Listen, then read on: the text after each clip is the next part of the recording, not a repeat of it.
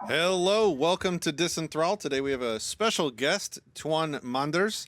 Toine Manders is a Dutch lawyer, entrepreneur, and anti-politician. He's built a reputation in the field of tax planning, estate planning, asset protection, trust services, and formation and management of companies and trusts for entrepreneurs and consultants as the director of trust firm HJC, which formed about 7,000 corporate entities in total. Between 1984 and 1996, HJC advised about 6,000 clients on how to avoid the military draft. One of the major breakthroughs in his work was the Inspire Art decision, in which the European Court of Justice ruled that every entrepreneur in the EU has the freedom to form a company in another member state, and therefore may choose the member state with the most business-friendly company law, even if all activities are in his home country. Toine Manders was the leader and chairman of the Libertarian Party of the Netherlands. He was the top candidate on the list of LPNL for the Dutch national elections in 1994 and 2012. Manders was interviewed by hundreds of national TV and radio stations, newspapers, magazines, and journals. He's been invited to nationally broadcasted debates with professors, members of parliament, and other politicians. He spoke at hundreds of seminars for entrepreneurs and their advisors. On June 16, 2017, Manders testified before the Dutch Parliamentary Questioning Committee Tax Schemes. His clear and well-presented counter-arguments against the system of taxation have been a hit on social media. Several videos with subtitles in English, Portuguese, Spanish, and other languages have gone viral and have been watched over 1.5 million times. Yeah, we call him, hey there, everybody, Casey here. So we may call him a libertarian, right? But we like to call him around here, we like to call him a libertarian straight up badass. So welcome, Toine Manders. Thank you so much for joining us. I like that we added some glasses there for you. Welcome. Thank you very much. I'm glad to be here. Absolutely. So just kind of give me the run of the summary of what is your career like. We had a conversation earlier going back all the way to like 93 to present day. Can you explain to me what you've done to make a living and how you've been able to advance the cause of freedom in people's lives? Yes, of course. Well, I started my career in 1994 by working for HJC, a firm specialized at the time in advising military draftees on how to avoid the military draft. We've helped over 6,000 clients avoid the draft. It was a big success. We never had to tell any client that we couldn't help them anymore. And the draft was then suspended in 1996.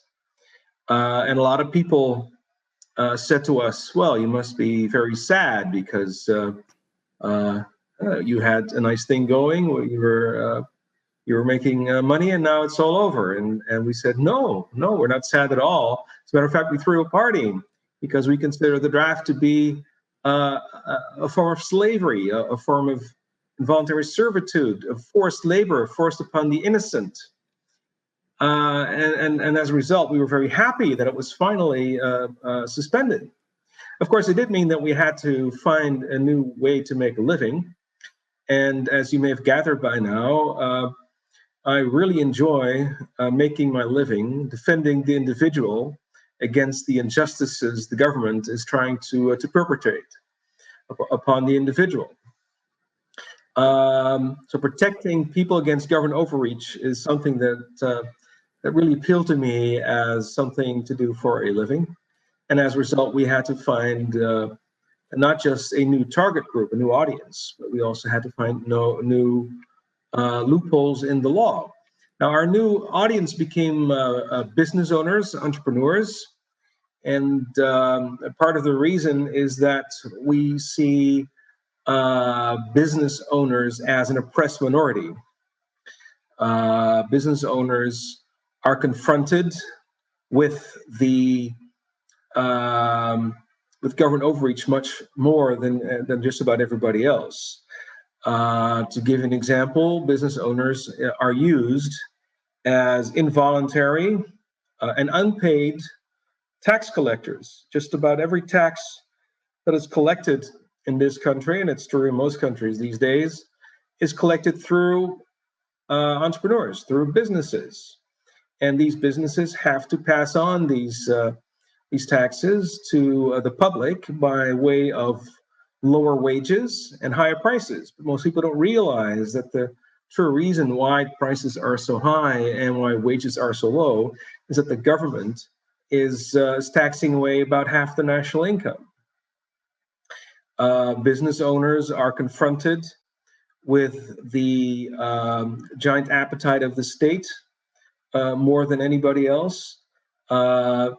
It's not just the income tax, the wages tax, and the social security taxes that businesses have to pay and pass on by way of lower wages. They also have to collect taxes in the form of sales taxes or VAT, excise taxes, import tariffs, you name it. Just about every tax on the book is collected through business owners. And when I was young, I once read an article that said that was about the 10 most egregious injustices that the Dutch were upset about. And very high in the top 10 was municipal taxes, local taxes. And I was very surprised for a few moments when I heard that, because I thought, what? That's just a very small fraction of the total tax bill. That's almost nothing. Why would that be one of the 10 most egregious injustices that people are upset about? And then I realized what the reason is. It's just about the only tax that is not collected through entrepreneurs. It's just about the only tax that people have to pay directly out of their own pockets from their own bank accounts. Right. And that is why it is such a huge annoyance to so many people. Right. So we picked our new audience, our new target group, the business owner, and we started studying the law to see what we could do for business owners, how we could make their lives easier, how we could protect them from government overreach. And one thing we came across was Dutch company law, Dutch corporate law, which was not very business friendly at the time. If you wanted to start a company, you had to get permission from the Justice Department. And if you'd ever gone bankrupt or ever been involved with a bankrupt company, you would get no such permission.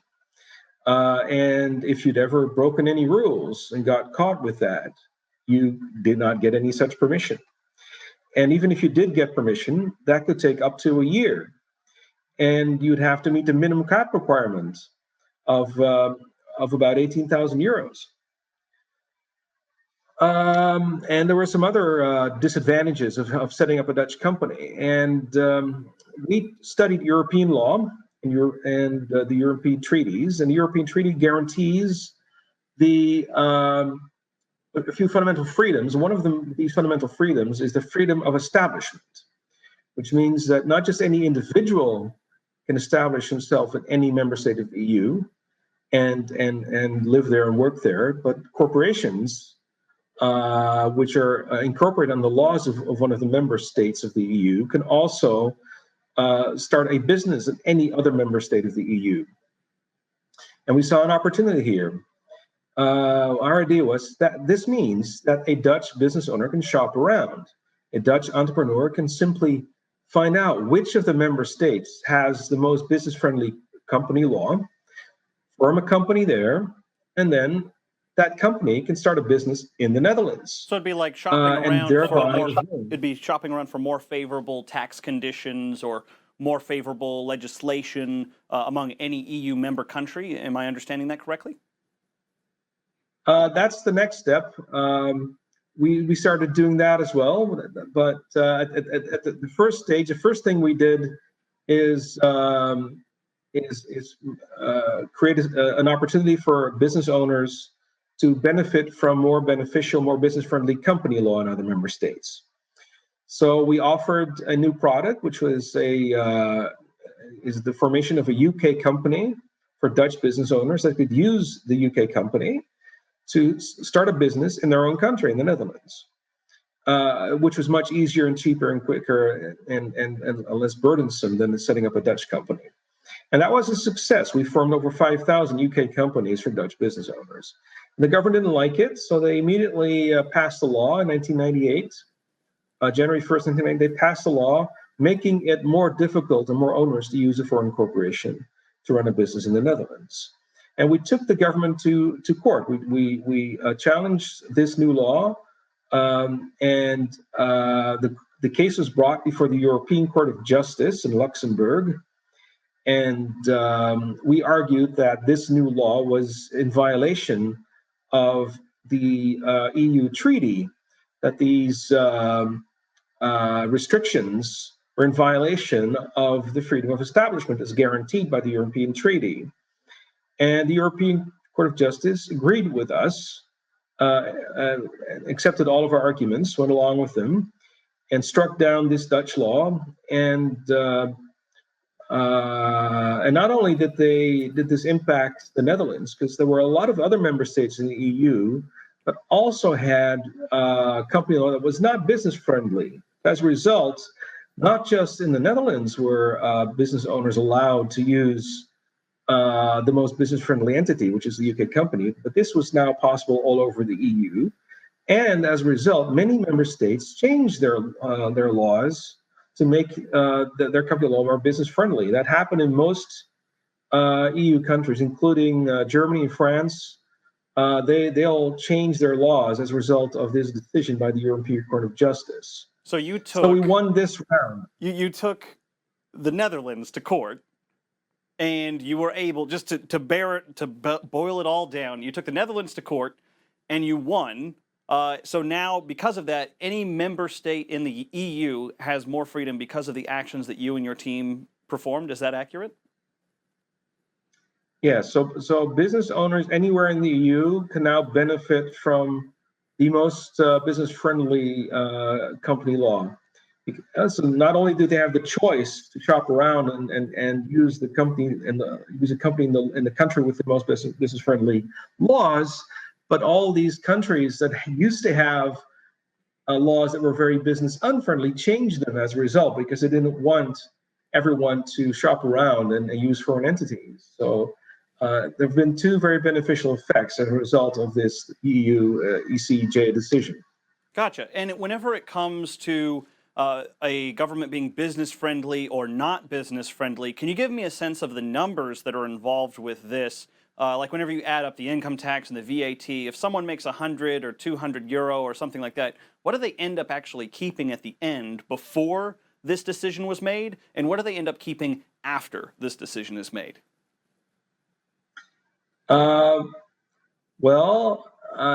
a different issue. Well, that's actually what we did next, because it took many years for this decision to be made by the European Court of Justice. The law was passed in '98. This decision did not come until 2003. In the meantime, we didn't sit still. So we started looking for other ways that we could be helpful to business owners. We started studying tax laws and started to design structures with which our clients could avoid tax. And the reason we were keen on coming up with ways for our clients to avoid tax is because Dutch taxes are extremely high. And to give you an example, let's say you are a business owner. Let's say you're a consultant. You're a well-paid consultant. You have almost no costs, because the only cost you have is your laptop and your phone, and that's about it. Now, let's say you provide advice, you provide consulting services at 121 euros an hour. Now, the first 21 euros has to be paid to the government as VAT. So once you've paid the VAT to the government, there's just 100 euros left. Then that 100 euros will be taxed as profits, since you have almost no costs. And if you are a sole proprietor, it will be taxed under the income tax. And the maximum income tax rate in the Netherlands is 52%. Now, there are conditions under which it can be somewhat lowered if you're a business owner. But if you're not a business owner, let's say you have a corporation and you are the director of your corporation and you receive a salary, then these tax breaks do not exist. I'm sorry. So that means did you say 52% is the tax rate? Yes, that's the maximum tax rate. So if you make more Glaze than over about that one. 60,000 euros a year, Yeah. Wow. That's astounding. Just half. Just half. You make yeah, money, and they just cut it in half. It's like splitting your sandwich with your brother, except they're not a brother. yeah. They're big brother. Well, you're left with 48 euros. So you charge your customer 121 euros, but what you are left with is just 48. So you're actually paying a lot more than half in this example. And when you spend the money, you pay more other taxes. You pay excise taxes that are quite high.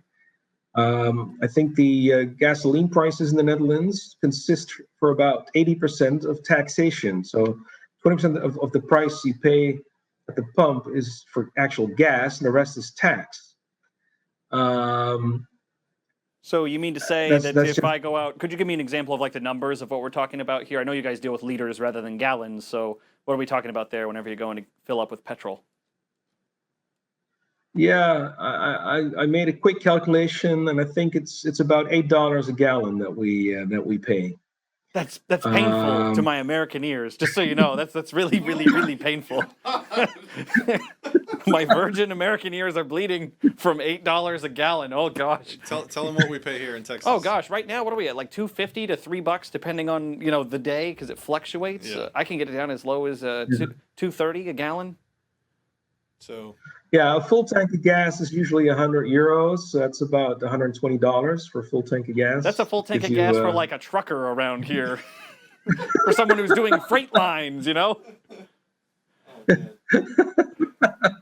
Is everybody over there driving an 18-wheeler? No, we just pay exorbitant taxes. So can you explain to me like the whole, I know we're going to jump out of the chronology, but we'll come right back to this. Can you explain to me the principles that justify all these really high taxes? Are there any principles out there that justify this? What do people say, and what's your take on it?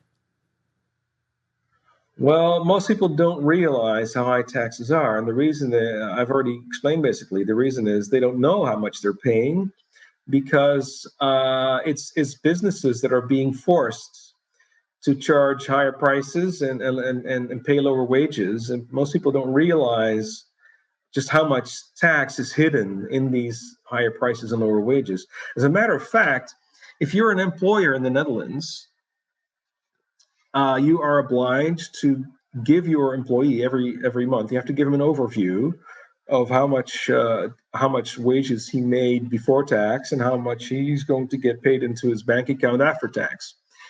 But the government actually forces employers to lie about just how much these wages are before tax.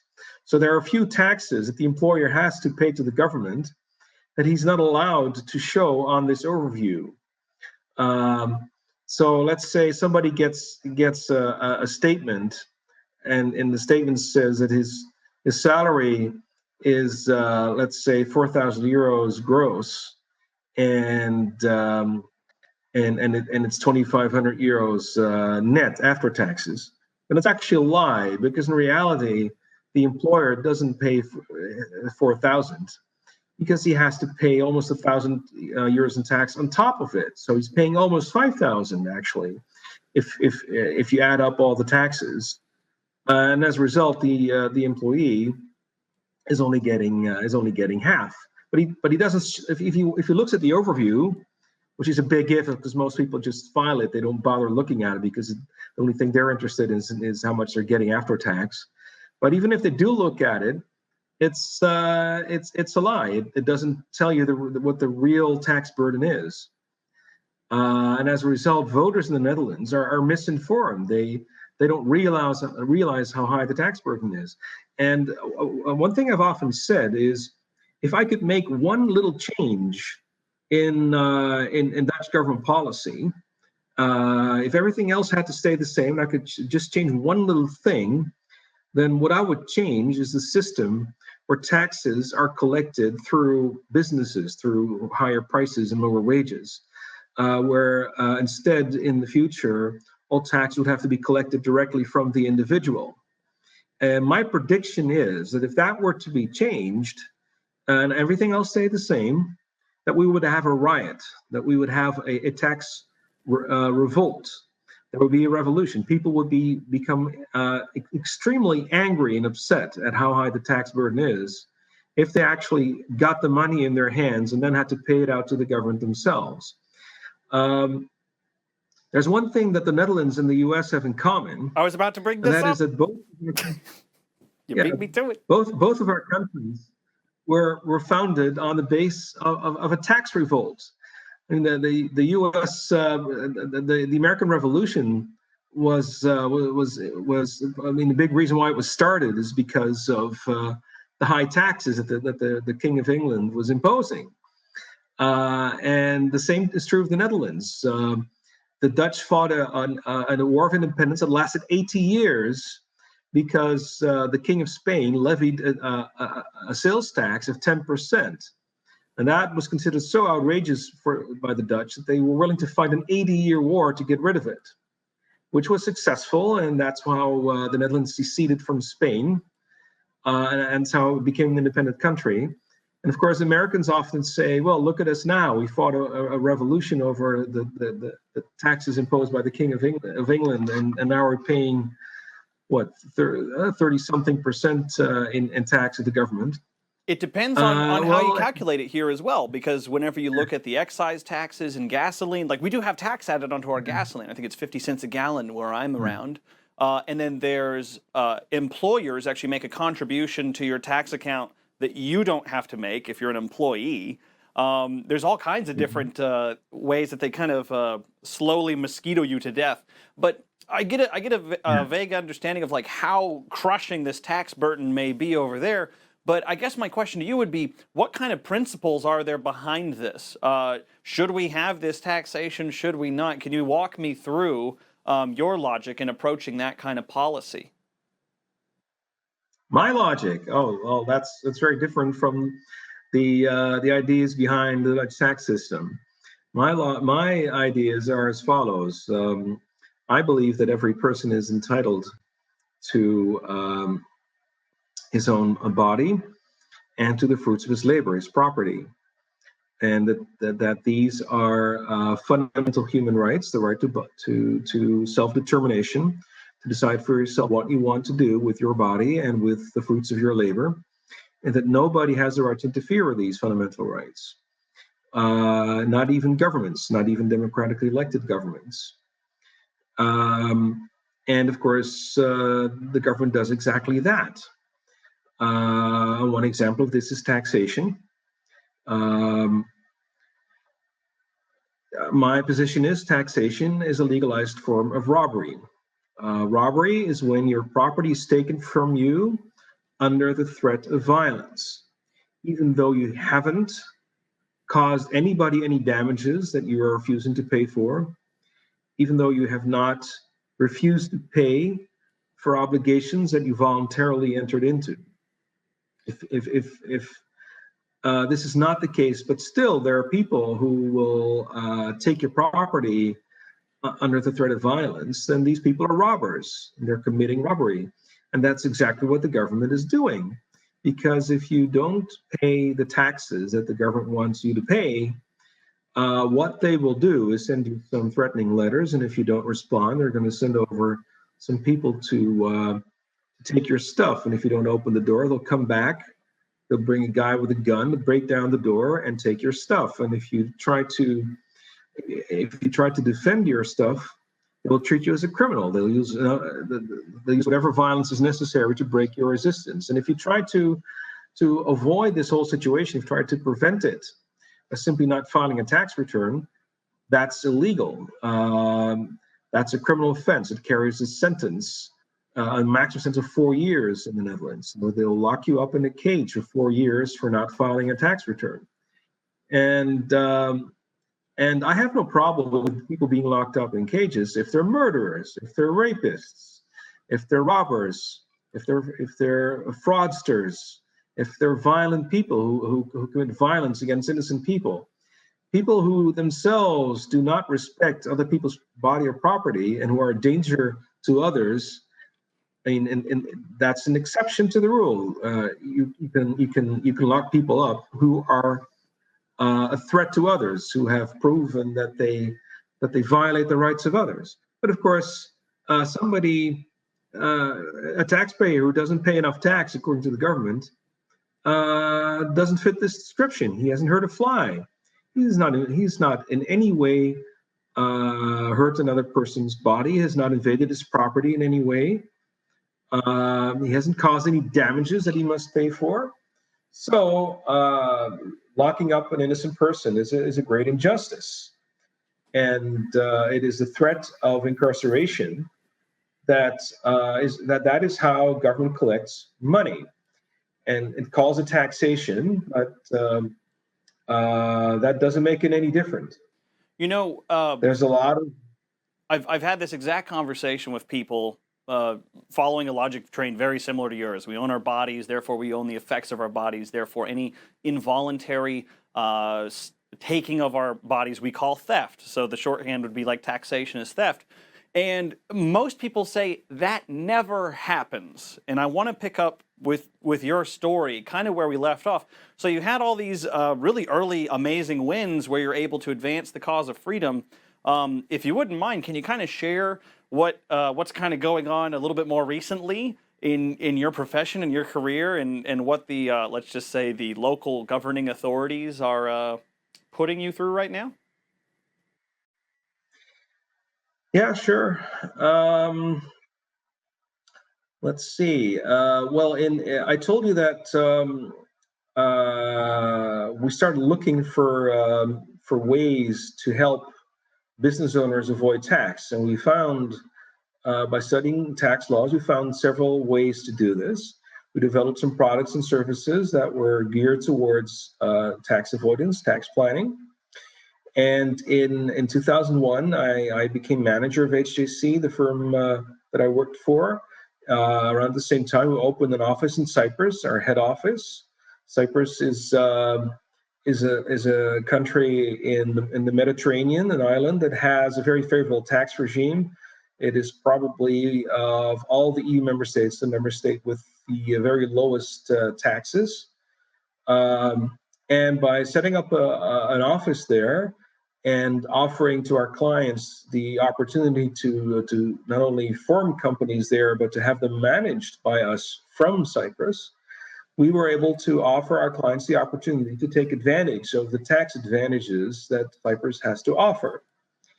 And the tax savings were substantial. To give you an example, when a Dutch company makes 100,000 euros in profit, the profit is double taxed. The first tax to be paid is the corporate income tax, which in this example will be 20,000 euros. So there's 80,000 left. If the 80,000 is then paid as a profit distribution, as a dividend to its shareholders, they must pay personal income tax at a rate of 25%, which means another 20,000 euros, which means a total tax bill is 40,000 euros. And with our structure, the double taxation could be avoided. So rather than having to pay 20,000 euros twice, it had to be paid only once. So the tax bill of our clients was cut in half as a result.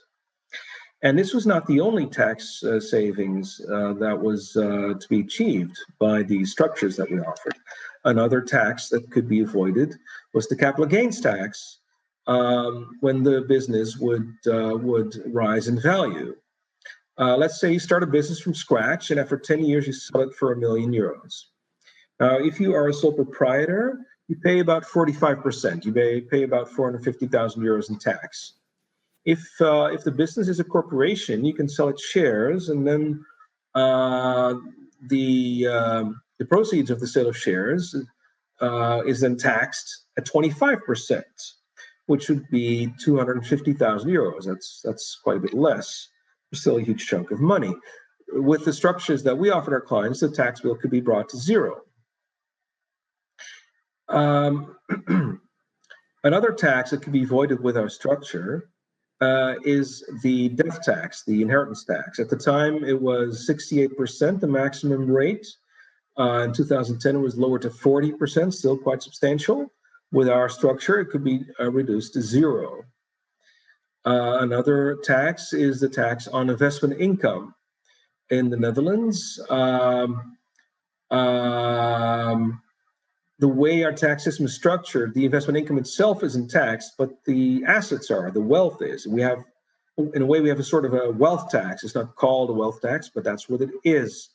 And it was 1.2%, regardless of any return on investment. These days, a lot of people have a very low return on investment. If they have money in a savings account, the interest that they are paid is a whole lot less than 1.2%. And that means that the actual tax rate is extremely high. Let's say the bank pays you 0.6% interest, but you must pay 1.2% of your wealth in taxes to the government. Your tax rate, effective tax rate, is 200%. That tax could be avoided, and with the right structure, could be avoided all the way down to zero. Now, on this capital gains tax, or on this, Yeah. the savings tax, this is for even something as small as a checking account. So if I put, let's just say, $1,000 in a checking account and it gains $6 over the course of a year, I'd end up owing $12 in tax. Is that correct? Well, there is a threshold, which is about 25,000 euros. But if let's say you have 26,000 euros in the bank, okay, then the last 1,000 is then taxed at 1.2%. So yeah, in that sense, your example would be correct. Wow, that is just wild. I cannot, like, we get the whole savings statement at the end of the year, and then we have to pay taxes on it. But I've never had it go to 200% of what I made on an interest-bearing account. That is just wild. So it seems like you basically figured out all of the magical words or magical letters that you could use to save your customers boatloads on taxes. I'm assuming the government didn't quite like that. What was that like? What happened next? Well, I haven't even finished in telling you about the tax advantages. There's There's more another advantages. one, which is oh yes. If you set up a corporation in the Netherlands and you own 5% or more of the shares, and you work for the corporation, which is what most business owners obviously do, then you don't get to set the salary. The government sets the salary for you. They've introduced a so-called fictional salary. So even if you have a small salary, like Steve Jobs working for $1, that wouldn't fly in the Netherlands. In the Netherlands, what would happen is that the government would set his salary, his fictional salary, and tax this fictional salary with very real euros.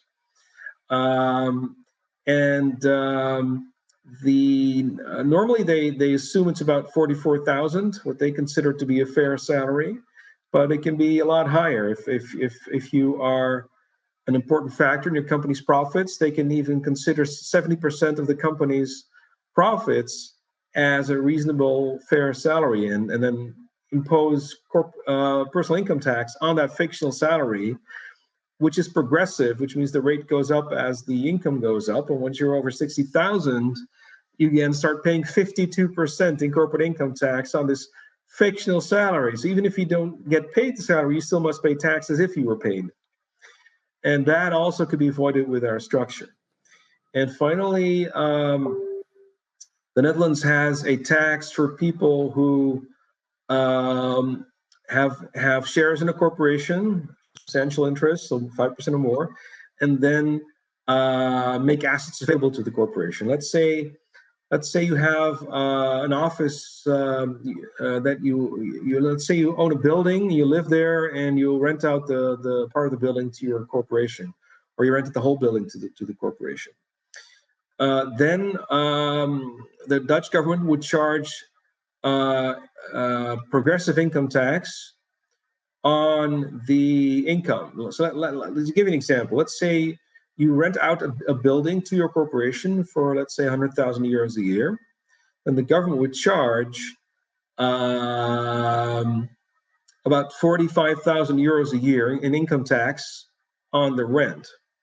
And if the building was sold after 20 years, let's say you bought it for $1 million, and 20 years later you sold the building for 2 million, I'm using these easy numbers, then they would say, hey, that's a capital gain of €1 million. We'll charge that at 45% as well. It's 450,000 euros. Of course, in reality, the building is not appreciated. It's the euro that's depreciated. That's subject to inflation, but that doesn't matter. They still tax it. Our structure would allow our clients to avoid these taxes as well, or at least to significantly reduce the tax burden by over 90% in most cases. Absolutely. And for those of us who are not necessarily legal counsel scholars or anything like that, tax avoidance is not the same thing as tax evasion. Is that accurate? Can you explain the difference between those two? Well, Dennis Healey, the British Minister of Finance, the Treasury Secretary, if you will, of the UK in the 1970s, had a definition. He said the difference between tax evasion and tax avoidance is the thickness of a prison wall. Now, tax evasion is defined as saving on your tax bill by breaking the law. Tax avoidance is defined as saving on your tax bill by taking advantage of legal opportunities, by finding ways to reduce your tax bill within the confines of the law. And we at HAC had a rule, and the rule was any structure that we set up for our clients has to be able to withstand daylight. In other words, any structure that we set up has to meet the criteria that the tax advantages are fully a result of tax planning, of finding legal ways to avoid tax. The structures had to be set up in such a way that no tax laws were broken.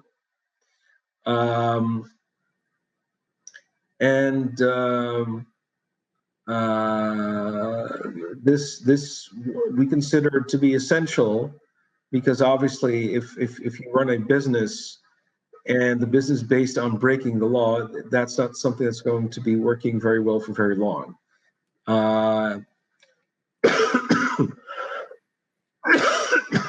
So even though that it may not be moral for people to steal your money, your assets, your time, your property, you would still say, you know what, we're going to pay off the people who are threatening to use violence or force against us, and we're going to play by their rules, but you and your team would go out and you'd figure out the loopholes or the rules of engagement that they've invented and use those.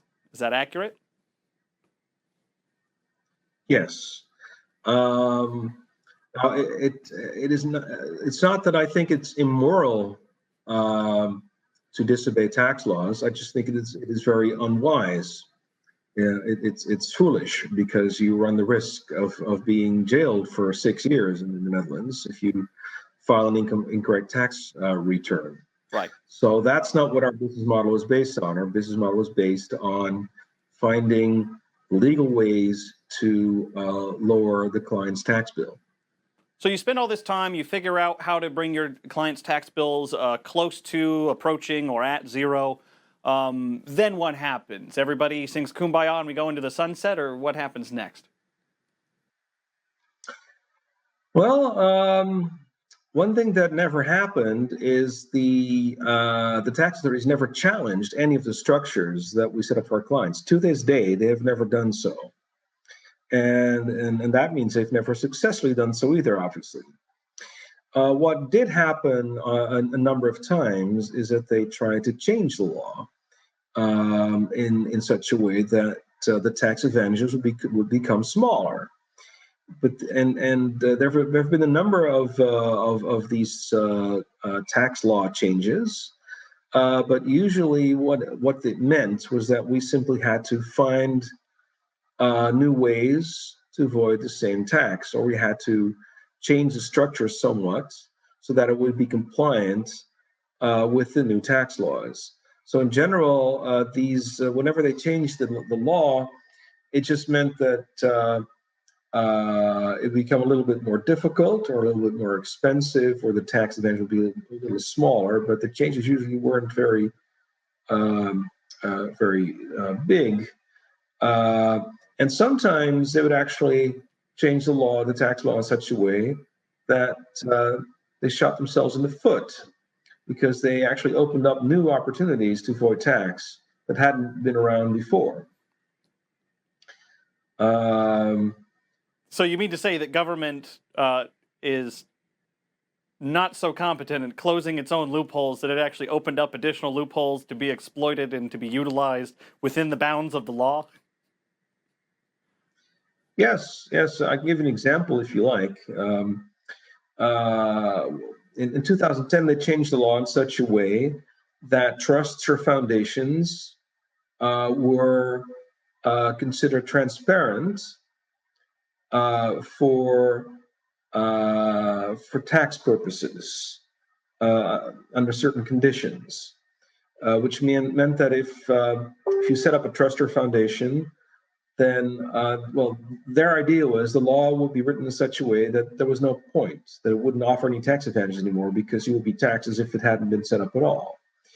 But the Netherlands has signed over 80 treaties to avoid double taxation, so they couldn't simply disregard the fact that other countries could levy taxes on these entities' incomes.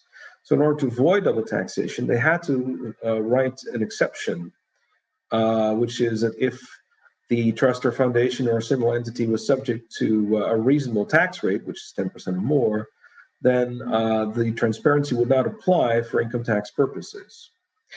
And so what we had to do is move the management of these foundations to Cyprus, which at the time levied 10%. And then these entities were not subject to this transparency. So we basically solved the problem for our clients simply by changing the location of management. Now, for the purposes of gift tax and inheritance tax, no such exception to the rule existed. So the same foundation would not be transparent for income tax, but it would be for the purposes of gift and estate tax. And they thought this was pretty smart, because they thought this is how we stop people from avoiding inheritance tax, which was true if you started unless you started a new business. But what they forgot about, perhaps, or were willing to accept, that's unclear, is that anybody that already owns some assets could now simply shift those assets to a foundation, just donate it to a foundation, and thereby avoid the wealth tax. In the old days, that would have triggered a 68% gift tax, but under the new rules, it didn't. So now all these people that previously have been unable to avoid the wealth tax by putting their wealth in a foundation now could do it without triggering the 68% gift tax. So they actually created a new opportunity, a new way for people to avoid tax as a result of their attempt to write anti-avoidance legislation to make it harder to avoid tax. So you go out, you crush all these loopholes. They try to crush the loopholes, and then they open up more. And I can't imagine that this organization, being the government, decided to just give up. Can you walk me through the next part in the story? Like what happened next? Well, in 2008, I organized a commercial campaign. I created a commercial that had a slogan, which was "Taxation is theft," and it was broadcast on national radio, and I got a lot of response. And I checked my website statistics to see who was looking at my website. And in the case of large organizations, you can usually see who it is that's looking. And what I found is it wasn't just tax consulting firms and accounting firms that were looking on my website. Other people that were looking were the Treasury Department and the Justice Department. Somehow their attention had been triggered as well. And in 2004, they passed a law regulating trust companies, but because our group was organized in such a way that the head office that offered the trust services was in Cyprus, and the office in the Netherlands didn't offer trust services, but just provided information to potential clients on the group's services. We weren't caught by it. The new law didn't affect us. This is something the government didn't like, so in 2012 they changed the law, and they made it stricter. And they introduced a new rule, and the new rule said from now on it shall be forbidden to engage in activities that are geared towards the provision of trust services provided by a trust company in a country which is not on the list, that offers services to the Netherlands, which means to the Dutch market, without a license from the Dutch authorities. And no country was ever put on that list. So that's a very long sentence, but to try to make it easier, what they did is they completely disregarded the international rule that countries should only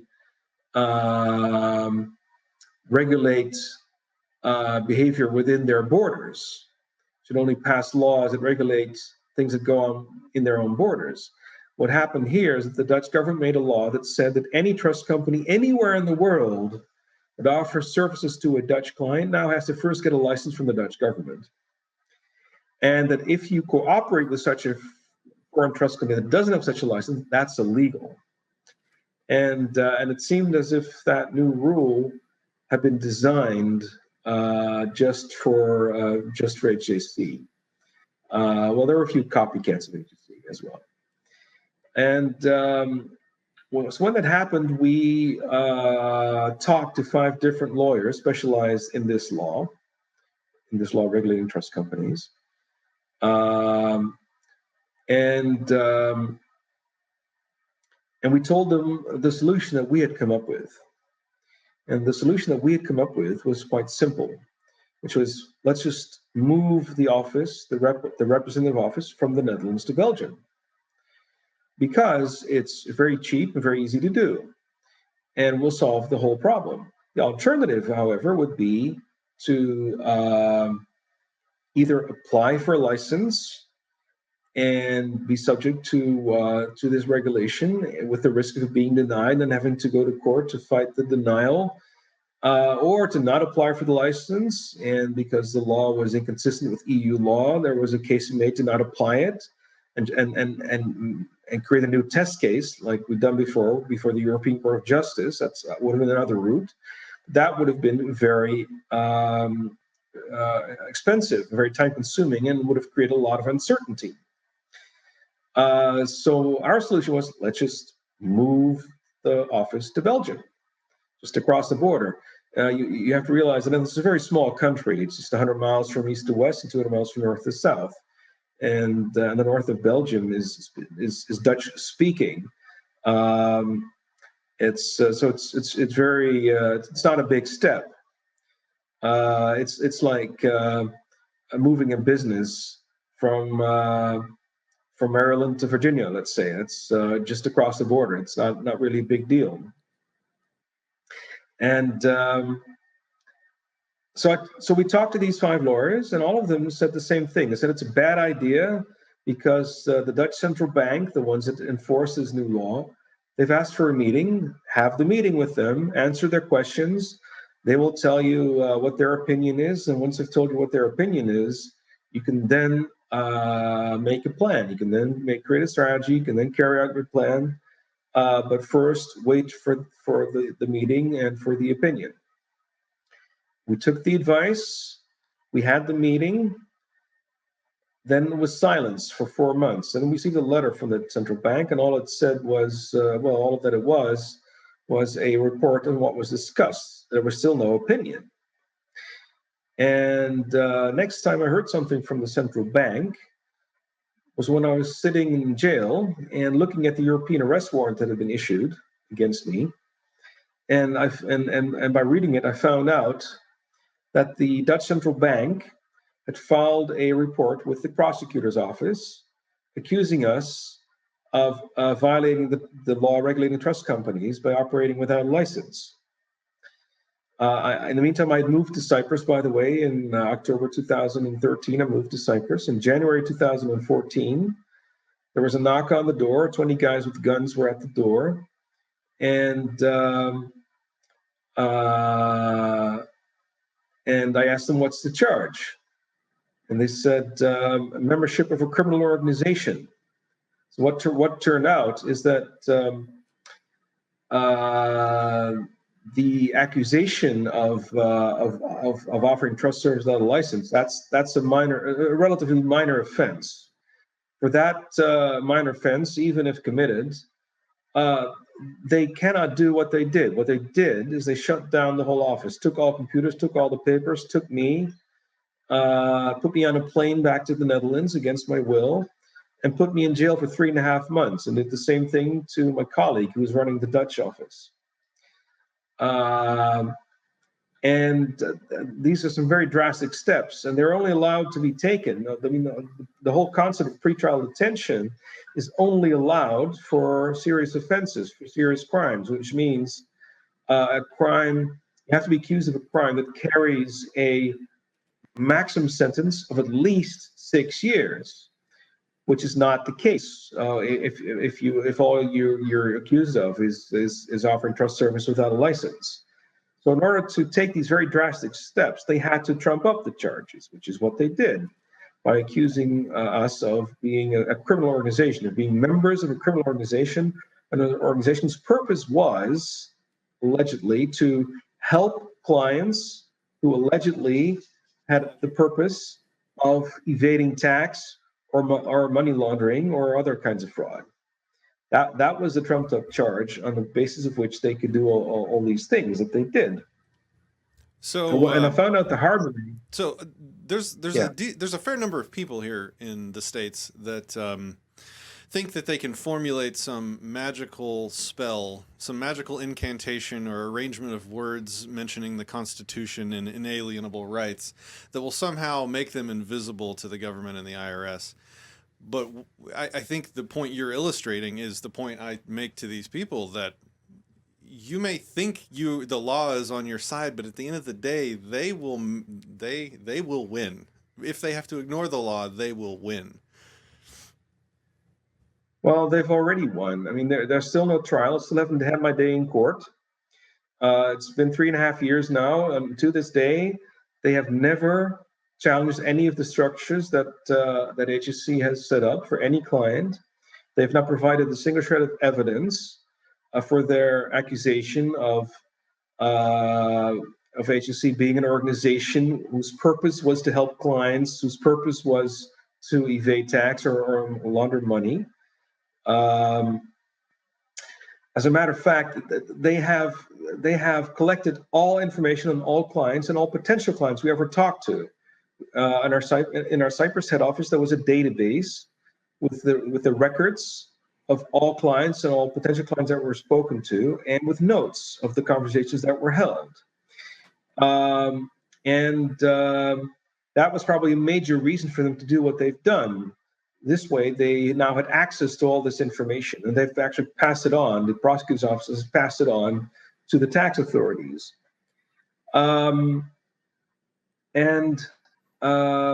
With all these records, are they able to determine whether or not this is a criminal organization with an intent to tax evade, commit fraudulent, or do fraud? And there was one more part of the definition that escapes me right now. Yeah. The funny thing is, they have the records of all of these clients and potential clients. They have over 10,000 records. They've had 3.5 years to study them. And so far, they have not identified one single client or even one single prospect who has been either convicted of tax evasion or money laundering or any other kind of fraud, or even prosecuted for it. So logically, you should be innocent until proven guilty, right? You should be a free man right now, able to roam about. Is that the case?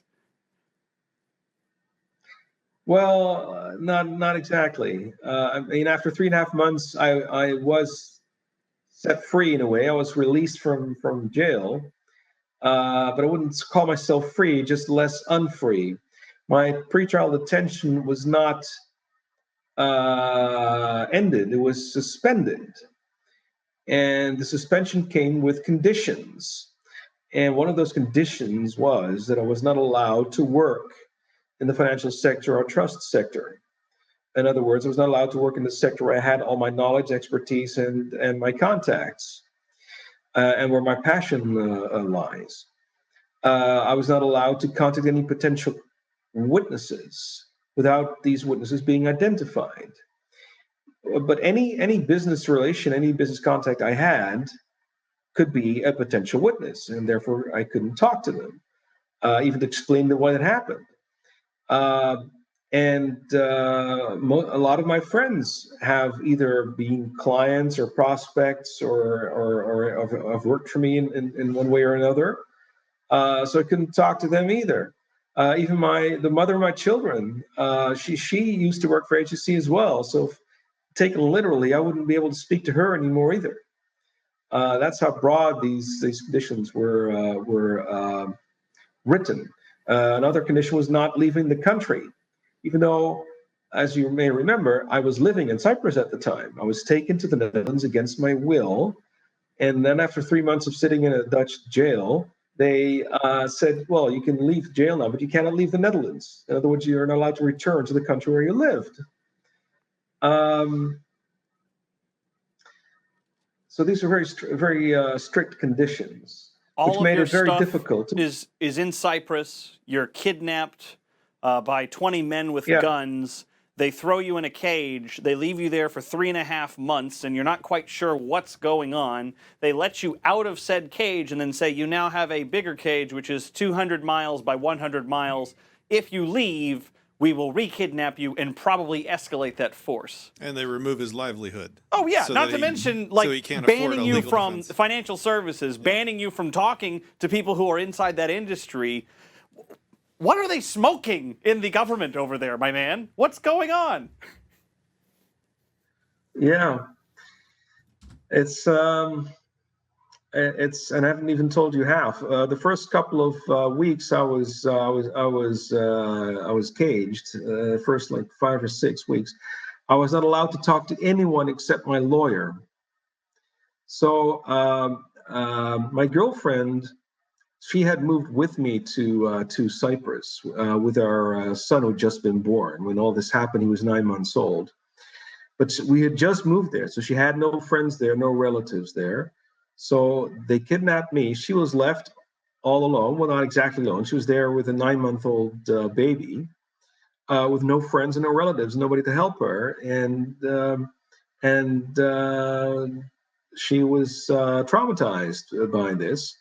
The only thing at that point left for her was, since I was being taken back to the Netherlands, and God knows for how long, the best thing for her was to come to the Netherlands as well, but she needed help. I mean, we just had she couldn't just do that by herself. We just had a 40-foot container delivered all our stuff in Cyprus. So she needed help, and my parents were willing to help her, except that my dad had just had 5 heart attacks, and the doctor wouldn't let him travel. So it took us several weeks before the doctor allowed him to travel, and all the time she was stuck there with our 9-month-old son without any help. That was really hard for her. I mean, I'm an eternal optimist with an elephant skin, so I'm I'm pretty good at handling disappointments. But this was 1,000 times harder on her than it was on me. But of course, since I care about her, it affects me too. Absolutely. And I can't imagine how you would feel finding out all this stuff, and then to think about the people who are doing this are sitting on their high horse saying, we're the moral ones in this situation. This guy is a bad guy, and I'm glad that we did this to him and his family. I just can't imagine all the nonsense that's going on right now.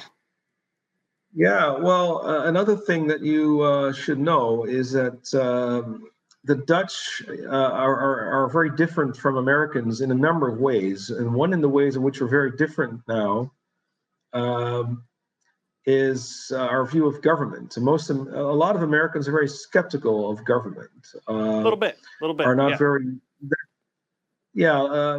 Let's put it this way: the Dutch are very naive when it comes to their government. They've all gone to government schools, and so have their parents and their grandparents, their great grandparents, and that way, government has had a huge impact on public opinion.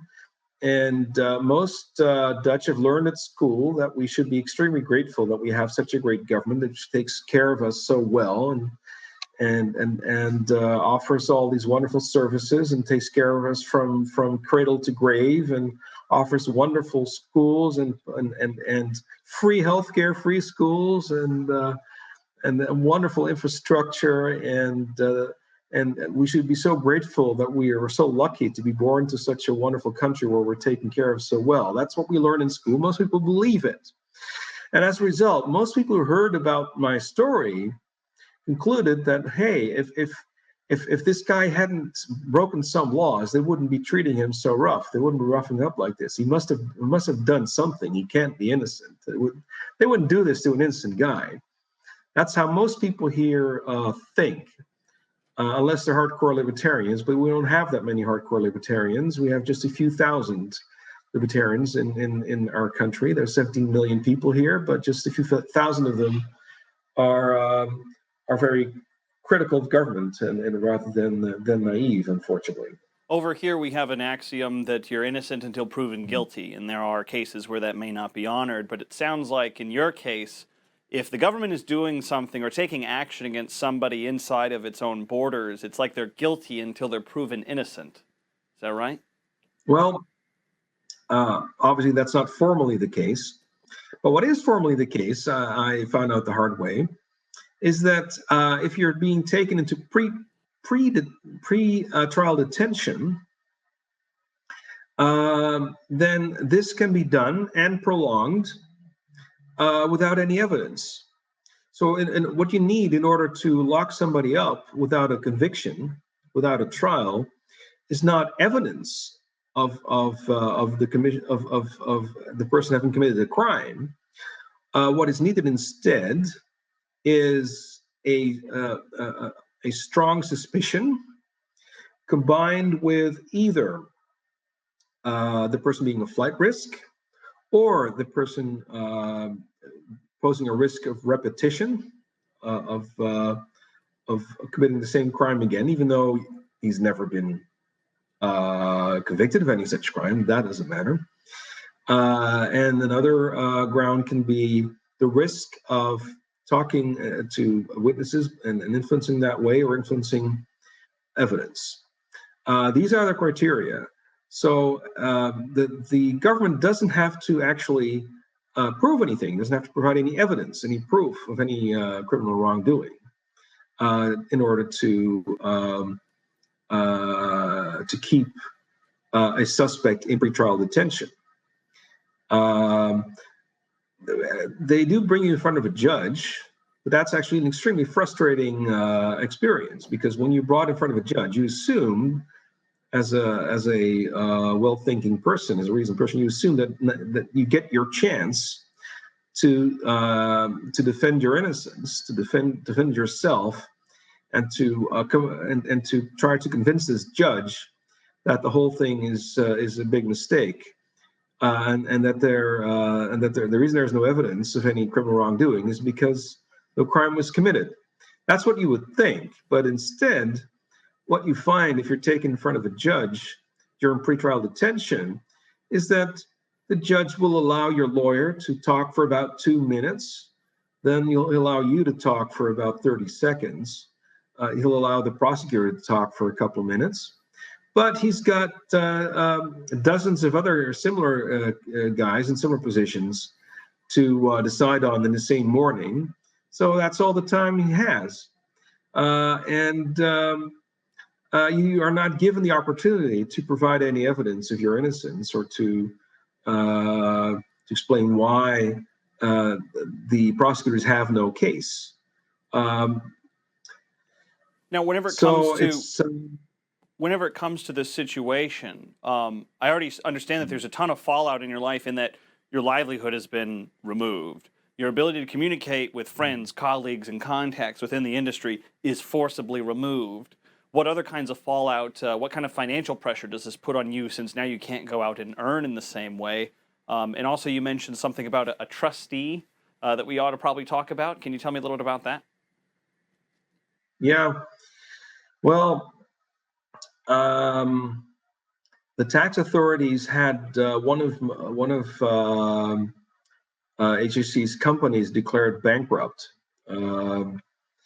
and a trustee in bankruptcy was appointed, and the company owed a tax debt. Well, there was a conflict between the company and the taxman, and that conflict was put in front of a judge, in front of a court. The taxman didn't feel like waiting until the court had made a decision and filed for bankruptcy of the company anyway. And the bankruptcy was granted, and this trustee in bankruptcy then started taking his job. I was going to say take it very seriously, but that's actually giving him too much credit. What he started doing is spending a lot of time, which is actually over 1,100 hours. And the reason he did that is because the government guaranteed that his fee would be paid. Now, in the Netherlands, trustees in bankruptcy are lawyers, are attorneys at law, and the way the system works is the first person that gets paid when there's any money to be distributed when the bankruptcy is ended. The first person who gets paid is the trustee in bankruptcy himself. And 95% of bankruptcies are ended in such a way that the only person that gets paid is the trustee in bankruptcy. And the reason is obviously because they just keep on writing hours, declaring hours until there's no money left in the bankrupt company. There's clearly no conflict of interest in this system at all. I can detect no conflict of interest in that. Yeah, and there's one judge, one lower judge, who is supposed to be keeping an eye on this receiver and this trustee bankruptcy to make sure he doesn't abuse his position. But these judges have hundreds of these guys to watch over, and they just don't have time for it and don't feel like doing it. So in practice, these trustees in bankruptcy can do pretty much whatever they want, as long as they might not be able to get away with murder, but even that I doubt, but they're able to get away with a whole lot of stuff.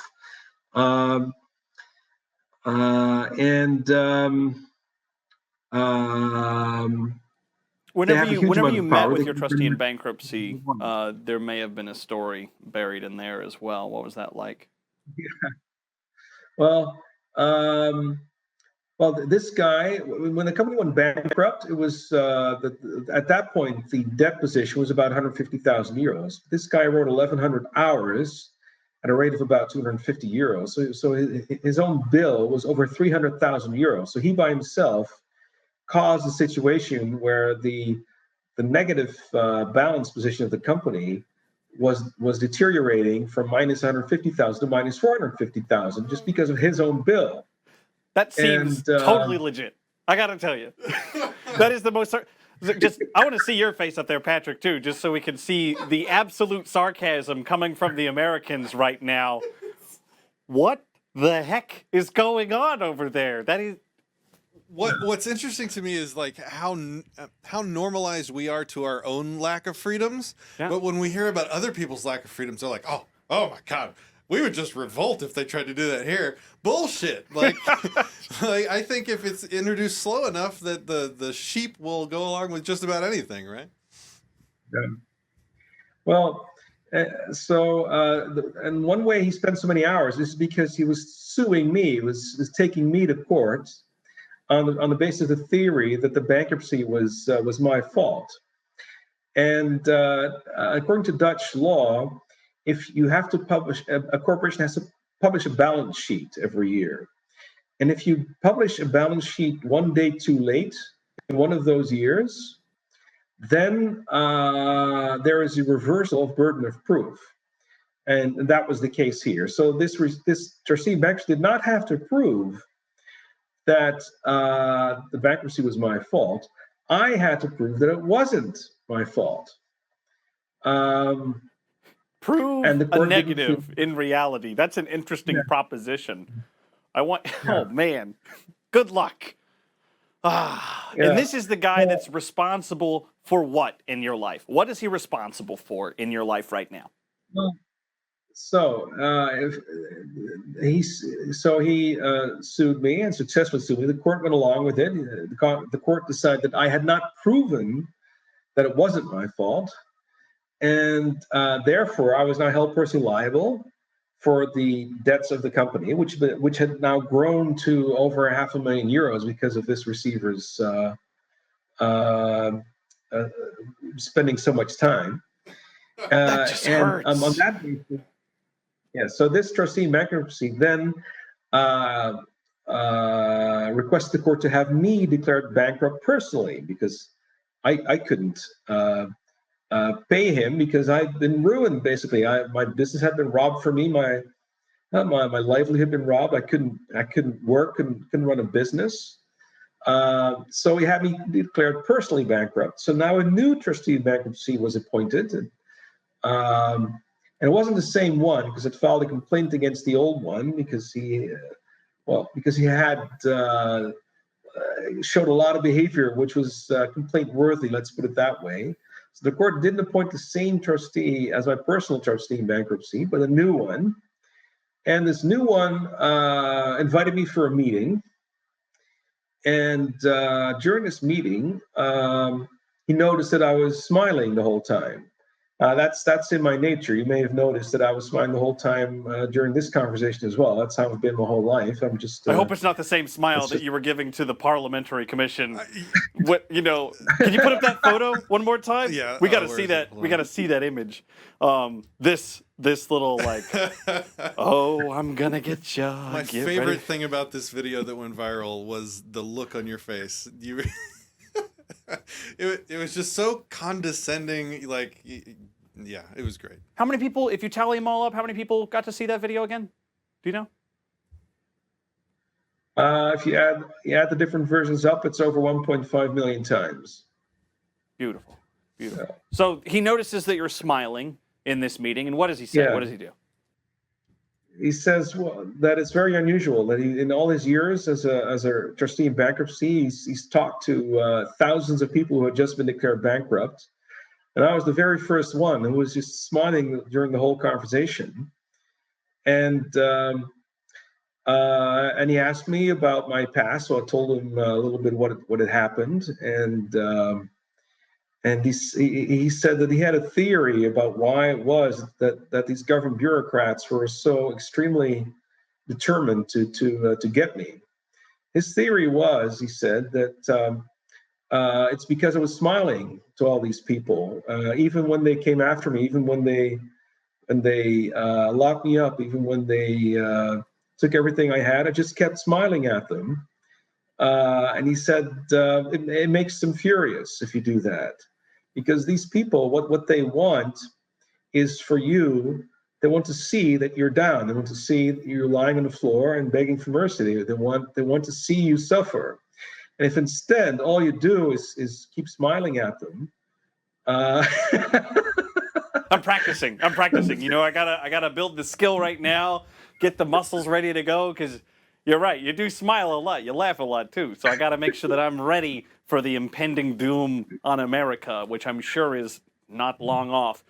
So, and also I think there's a bit of a conflict of interest in that. How many people did you and your company help people not be forcibly conscripted? Do you remember the number of that? Yeah, 6,000. But to finish my story, he said that he predicted that they would keep on coming after me until I finally stopped smiling. And he told a parable from ancient China about an elephant. He said it's very hard to kill an elephant. and especially hard to kill elephant if you only have a small knife. But if you have only a small knife and you cut the elephant's skin at 1,000 different cuts, then the elephant will die. And his prediction was that until I stopped smiling, it would keep cutting me until I would finally die from the 1,000 cuts. So why not just put a frown on for a day, test the hypothesis, and then be free and clear? I think it's because they have other motivations, like, however many businesses were aided in reducing their taxable burdens, and however many people were not conscripted into military service and forced labor. Like, I think you've done some great things for humanity, but I don't think that the powers that be are necessarily pleased with you using their own rules against them. Well, I think there's another factor too, because obviously HC was not the only trust firm. As a matter of fact, the Netherlands itself is one of the biggest tax havens in the world, not for the Dutch, but for foreign corporations, for especially large corporations. The Netherlands has a lot of tax advantages to offer. As a matter of fact, of the 100 biggest companies in the world, 90 of them have a presence in the Netherlands, usually for tax reasons. There are over 150 licensed trust companies in the Netherlands. They manage over 10,000 holding companies, royalty companies, and finance companies.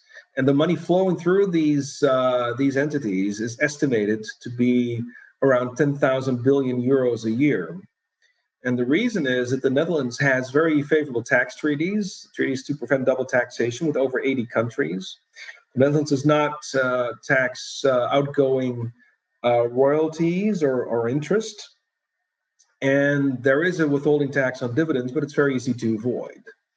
So the Netherlands has tax treaty benefits to offer, not usually to the Dutch, but to large corporations, to multinationals. There's a lot of tax advantages to be had. So I'm not the only one providing these kinds of services. Of course, one difference was that I was doing the mirror image. What these trust companies were doing is helping foreign companies avoid foreign tax by using Dutch laws, by setting up corporations in the Netherlands, and by paying a tiny bit of tax in the Netherlands. But of course, a tiny bit of tax on 10,000 billion euros a year is still, in absolute numbers, is still a large amount of tax that flew into the Dutch treasury. I was in the mirror image. I was not helping foreign corporations. I was helping Dutch business owners, Dutch entrepreneurs avoid Dutch tax by setting up corporations in other countries and paying a tiny bit of tax there to avoid a lot of tax in the Netherlands. That's not something they appreciate, because then instead of getting more money in Dutch treasury, it's actually it means less money flowing into Dutch treasury. But there's, I think, another factor which is much more important, I would think, and that is that most trust companies do not advertise that they help people avoid tax. They seem to be embarrassed about it. They sort of half deny it. They try to downplay it. And they say things like, we believe that our clients should pay a decent amount of tax.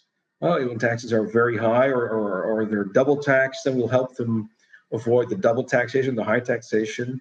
But if a client would want to pay zero tax, we would refuse those clients. I mean, most trust companies are very afraid to make politicians angry, so they are very careful about how they promote their services and what they say about their services. Now, I was the complete opposite. I was very vocal about my views on taxation. I have given many hundreds of interviews to national radio stations and television stations and newspapers and national magazines. And I would say things like taxation is theft, taxation is legalized robbery, the government is a criminal organization. Taxpayers have a moral right to avoid tax. As a matter of fact, they have a moral duty to avoid tax, because if you have the opportunity to avoid tax, which means that you can pay less tax without breaking the law, and choose not to do it, not to use the opportunity, that means you're paying more tax than you owe. That means you are voluntarily providing resources to the government, the same government uses these resources to start wars, to hire a bunch of bureaucrats that writes hundreds of thousands of rules that undermine our liberties, so that the whole idea that ignorance of law is no excuse becomes a farce, because people that could memorize phone books couldn't possibly memorize the laws in the books. The same government that comes after parents who send their kids to schools that the government hasn't improved, that they try to jail these parents for doing so, even though their kids are better off and are performing better. In all these things, all these horrible forms of damage that the government is inflicting on people, you are co-responsible for it. If you are providing them with more resources than you're legally forced to do, you are co-responsible for the damage that the government inflicts on its subjects. And therefore, every person who can avoid tax should avoid tax. It's a moral duty. And this is probably something they did not appreciate. That probably caused a lot of people in power to be very annoyed, and has motivated them to come after me.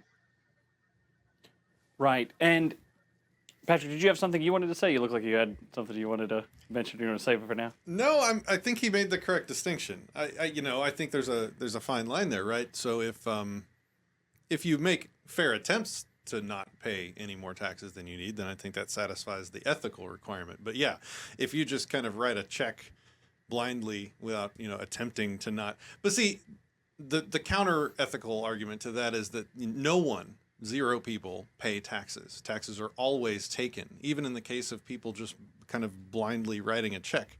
Their taxes are still being stolen, because if there wasn't force or a threat backing up that proposition, then they wouldn't write that blank check, or they wouldn't blindly write that check. Even if they're doing it without researching to make that check smaller, they still wouldn't write it if there wasn't a threat.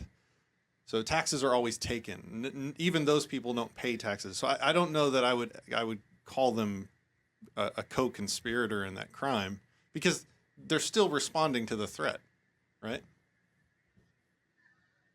I see what you mean, and I agree with you. But I would say that if you can avoid tax, if you're aware that you can avoid tax, and it's substantial and it's worthwhile, if you do it, you are not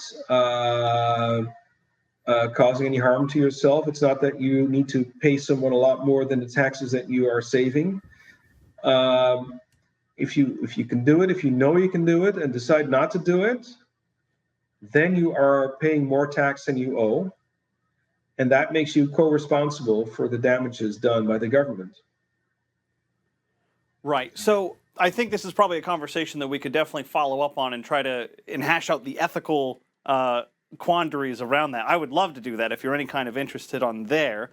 But what I would like to know is, I know right now you and your girlfriend are kind of in a bind right now. Like, what are you guys doing? How can people help? Can you kind of give me the lowdown on all that?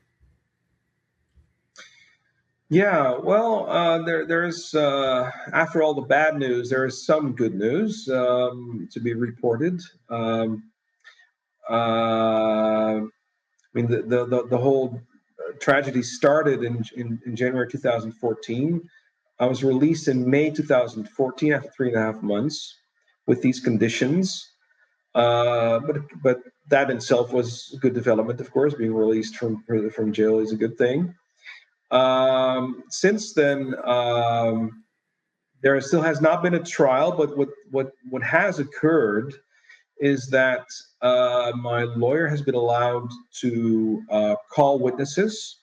In the Netherlands, trial judges do not want to interrogate witnesses themselves. They instead have a lower judge do that for them. And this judge has called dozens of witnesses at my lawyer's request. And all of these witnesses have made very favorable statements, favorable to us. And none of them have made any incriminating statements. So all the witnesses called so far have been making my case and my colleagues' case stronger. That's good news. In April of this year, there was a court session. It was not a trial, but it was an opportunity to make requests to the trial judges, and that went well. They granted most requests, mostly for more witnesses. Oh yes, and another thing that might be of interest is that one of the requests that my lawyer made was to be able to study the internal documents of the prosecutor's office that would show how they made their decision to prosecute me and to investigate us for this alleged criminal organization. And my lawyer said the reason I would like to study these internal documents of the prosecutor's office is because I think that there is a chance, not saying that's the case, but I think there might be a chance that the reason they came up with these very serious charges is because they needed trumped up charges to do what they wanted to do, not because they actually had information on the basis of which it was reasonable to expect this criminal organization from existing. But I cannot know for sure what is the situation, but I would like to know. I would like to check these documents to find out. And he said to the court, "I hope you don't think this is a conspiracy theory, because it really isn't. This is," and then he explained this whole thing. And when he said this, and when he explained it, a funny thing happened. There were two prosecutors present during this court session, and one of them started growing more and more red in the face. And not only her face became very red, but her neck became extremely red as well while he was building this case. And unfortunately, the judges, well, they went along with all the requests, but not this one. They didn't go along with this one, which they rarely do, by the way. So it's not just that they refused it in my case. It's extremely, extremely rare for judges to allow criminal defense attorneys to check the prosecutor's office internal documents. It's very rare, but that didn't happen here either, obviously. Right. So in all of this, I know we're just barely scratching the surface, but what do you guys need right now that would be of help to you? What are the things that you need? Yeah, well, another good thing that came out of this is that these restrictions I told you about were lifted. So my pretrial detention was ended. And as a result, I am now allowed to work again in the financial sector. One problem that still exists, though, is that I'm still bankrupt. And by the way, bankruptcy in the Netherlands is very, very different from bankruptcy in the US. The impression I have of bankruptcy in the US, it's actually like a blessing for the bankrupt person, because it means they get to start with a clean slate. They get to be discharged from all their debts. So it's actually something that people are glad with when that happens. Not so in the Netherlands. In the Netherlands, when you are declared bankrupt, you become a minor again, basically. You become like a child. A child has to ask his parents' permission for any important decision, especially any financial decision. That's what happens if you go bankrupt in the Netherlands. A trustee in bankruptcy is appointed. He's like a parent. You have to ask his permission for any important decision, especially any financial decision. While you're bankrupt, you're not allowed to start a business or own a business. You can apply for a job with the trustee in bankruptcy's permission, but any salary you get, you have to pay to him, and he will give you some pocket money back, so you can pay the rent and pay the groceries, unless you live with someone who can pay the rent and pay the groceries, in which case you might get nothing back. So it's very different. Another thing is, in the Netherlands, a clean slate is not automatic. You can apply for it, and sometimes it will be granted, but not if you're under investigation for financial crimes, which is what I am. I am under investigation for financial crimes, so I cannot apply for a clean slate. So that means even if my bankruptcy is lifted, the debts will not have been erased. They will not be discharged. They will still be there. And the creditors, which is mainly the tax man, and the other trustee in bankruptcy who represents the tax man, can still seize any assets, any income. So it's what I'm hearing. Bankruptcy. What I'm hearing is that we just need to get you out of that country. How do we make that happen? Another thing of bankruptcy law in the Netherlands is, according to Dutch bankruptcy law, once you're bankrupt, you're not allowed to leave your city without the court's permission, without a judge's permission. This law was written in the 19th century when we still had horse and carriage, or you had to walk on foot to leave a city. So these days, normally, it is interpreted as not leaving the country rather than not leaving the city. But the country, of course, is very small, especially by US standards. So anytime I want to leave the country, I first have to ask a judge's permission to let me leave the country. For instance, I'll be speaking in Puerto Rico at the World Liberty Conference that is held from August 6th to August 12th. My topic will be enemy of the state. And in order to be allowed to travel to Puerto Rico to deliver this speech, I had to get a judge's permission, which I received, fortunately. But so you had to go to a judge and say, "Excuse me, Judge, I need permission to leave the country so I can go tell everyone else why what you're doing to me is evil." And the real kicker is that they granted it. They granted permission. They did, yeah. But that's not how I phrased the request. That is wise, as you said earlier. I do not believe it is immoral to phrase it this way, but I believe it would be unwise. That's something that's something I would do. That's how I would phrase it, and they would deny it. Yeah, we're not so good at doing that. You're probably a lot more polished than us. Oh, totally. Look at that suit, man.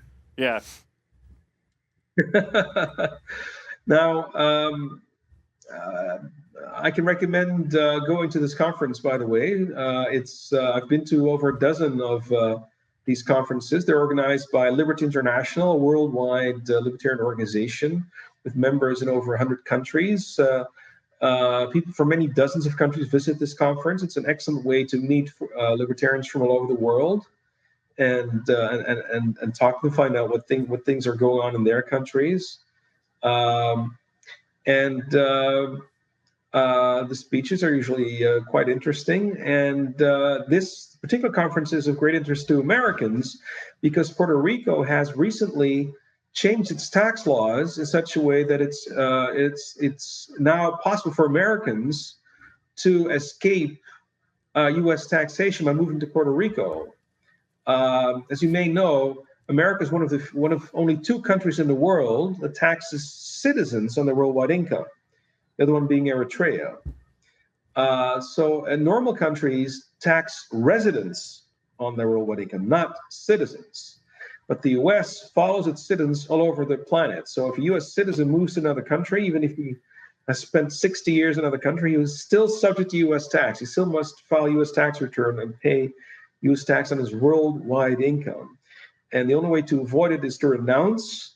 But if you renounce for tax reasons, then the renunciation is disregarded for tax purposes. So it's very hard to avoid U.S. tax as a U.S. citizen. Your consent is not required. As you may know, the U.S. government has bullied just about every country in the world, and every bank in the world, every financial institution in the world, into sharing information about U.S. citizens with the U.S. government. So it's become very hard for U.S. citizens to open even a bank account in other countries, even if they live there, because most banks and financial institutions do not want U.S. citizens anymore because it means that they now have all these huge onerous reporting requirements to the U.S. government. And if they don't follow suit, they'll be banned from using any financial services in the U.S. or doing any investments there or any sort of business there or even making payments in U.S. dollars. So it's very, very hard for U.S. citizens to escape the high tax burden in the U.S. But there is one way to do it now, and that is moving to Puerto Rico. If you move to Puerto Rico as a U.S. citizen, you can take advantage of the special tax incentives provided by the Puerto Rican government, and it can mean that your tax burden can be as low as 4%. I'm not an expert at this. I'm not an expert in U.S. taxation, but somebody who will be speaking at this conference, explaining how the scheme works. He actually has used it himself. He now lives in Puerto Rico and is paying only 4% tax, and he will explain to you how you can do the same. It's that sounds fantastic. And I know there's also something called, you might enjoy reading this just as a hobby kind of thing, the foreign income earned exclusion for U.S. citizens. If you spend more than 335 days in another country, then apparently you can deduct a certain amount, and it's a pretty high limit off of your taxes, as popularized by writers like Tim Ferriss, 2 R's, 2 S's. With all that being said, what do you need? What is it that you and yours need right now? What's going on? All right. Well, I just explained that my restrictions have been lifted, which means I can work in the financial sector again. I can talk again to potential witnesses, unless they haven't been heard yet. But now it's clear who will be heard and who will not. Anybody who either will never be heard or has already been heard, I can now talk to. So that restriction has, for practical purpose, has been lifted. I'm allowed to leave the country in a sense that I'm no longer restricted from leaving the country by the criminal case against me. I still have this restriction as a result of my bankruptcy, but that's another story. So in theory, I could go back to work with one little problem, which is that, of course, my reputation has been ruined. It'll be hard to just apply for a job at some firm. But I'm lucky in a way because I have a good friend and I have a girlfriend, and the two of them have decided to start a tax consulting firm together. My girlfriend will put up the capital. She'll be the shareholder and put up the capital, and another good friend of mine who is a tax advisor will run the business, will become the managing partner. And so they are going into business together. They're setting up this tax consulting firm, and they will probably be willing to hire me, which is nice. So I can finally work in the field that I love working in, and go back to doing what I'm passionate about. Only problem here is that my girlfriend, of course, has been in a lot of financial stress as well over the last couple of years because I was the main provider for the family income, and I haven't been able to provide it over the last couple of years. So she can't just put up the capital herself. But some other friends have taken the initiative of starting a crowdfunding campaign, a fundraiser, to put up the capital, to raise the startup capital for this firm. And the idea was actually born after I was interrogated in front of Parliament. We have a similar system as in the U.S. In the U.S., the Congress can subpoena people to testify in front of Congress. We have a similar thing. The Dutch Parliament can subpoena people to appear in front of Parliament to answer questions, and it was triggered by the Panama Papers after they were published, and I appeared in them, by the way, because I have done business in Panama.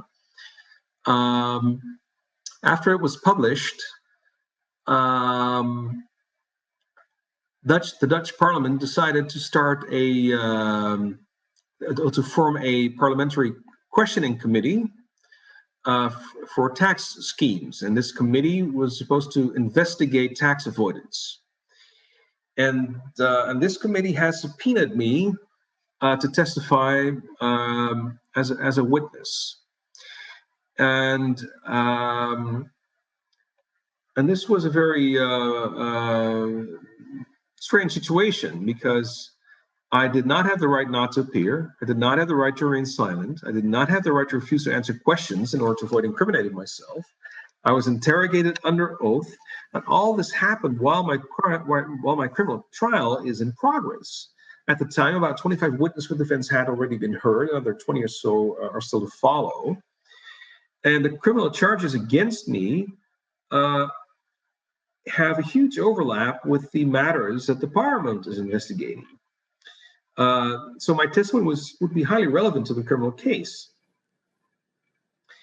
Of course, the Netherlands has signed many treaties guaranteeing all sorts of human rights. And in all of these treaties that they've signed, there is a human right to remain silent, a human right, as a defendant in a criminal case. In all these treaties, it says that defendants cannot be forced to cooperate with their own hanging, if you will. You cannot be forced to testify against yourself. But that's exactly what I was being exposed to here. There is a way that that the Dutch Parliament believes that they can do this without violating these treaties. The way they've justified it in their opinion is that my testimony could not be formally used as evidence in a criminal case. But the tax fraud investigators who are on my case could use my testimony to find independent evidence against me. So in that sense, that protection isn't worth very much. My lawyer said that this was the first time in Dutch Parliament history that something like this had ever happened. It was, by the way, it was streamed live. It was on live television. It's on YouTube.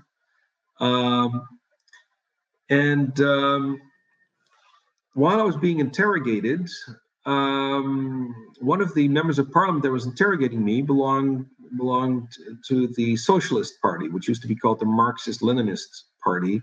They're actually Maoists. Their party was started by, their startup capital was provided by Mao's government.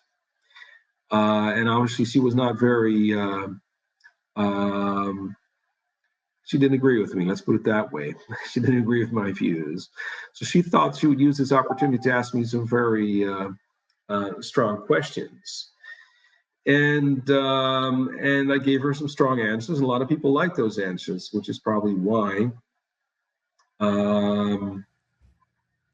these videos went viral and why they've been watched over 1 million times. Yeah, I know. I like those answers. And I was just reading subtitles. Yeah, I was basically just defending the right to self-determination. Absolutely. Defending the right to self-ownership. So we're gonna figure out the right links to send people to the donation pages for your girlfriend's. She's gonna put up the money to form a new company. We're gonna put those links in the description below, in the comments below. Thank you very much for coming on to join with us. We're kind of running up against the 2-hour limit here, so we want to make sure that we kind of shut that down and respect the viewers' time. Holy cow, I can't tell you how much information I just learned about the Netherlands and everything that's going on there. That is absolutely ludicrous. What are they smoking? I don't know. Well, I guess Amsterdam is there, so, right? Like, that's I have an idea of what they might be doing. Thank you very much for everything that you've been doing, and please keep us, in the loop if there's anything that you yourself need, as well as to any viewers out there who want to challenge us or debate us on any particular topic. feel free to shoot us a message and we'll get you scheduled. We'll put you on the show. Or if you just have a crazy story like this that you need to share and get out to the world, let's do some of that.